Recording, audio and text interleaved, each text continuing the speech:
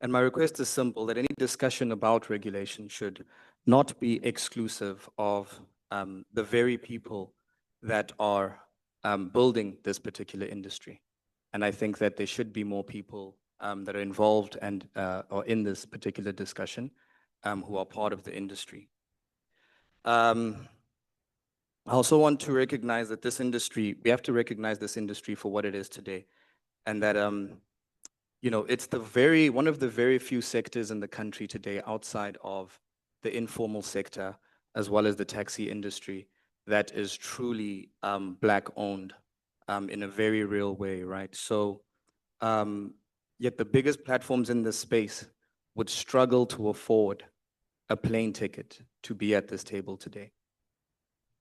So on the issue of regulation, we're not operating in a vacuum, and this has been mentioned quite a few times, that we're already governed by the platforms and their policies, right? So you can't necessarily go out and say anything as you please, and we are governed by YouTube's global standards already as it is today. So as industry players, we're not necessarily resisting accountability, but there's already legal avenues that people can take in order to address any issues or defamatory statements of the like. So we'd recommend that we avoid any blunt framework that will suffocate a growing industry.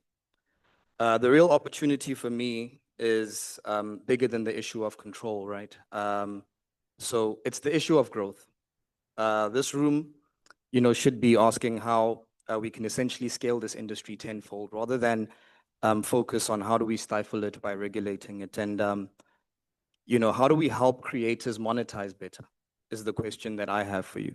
How do we formalize their operations and build sustainable businesses? So as Podcast and Chill Network, we ourselves have already created close to 100 jobs for young Black people, all of them Black people.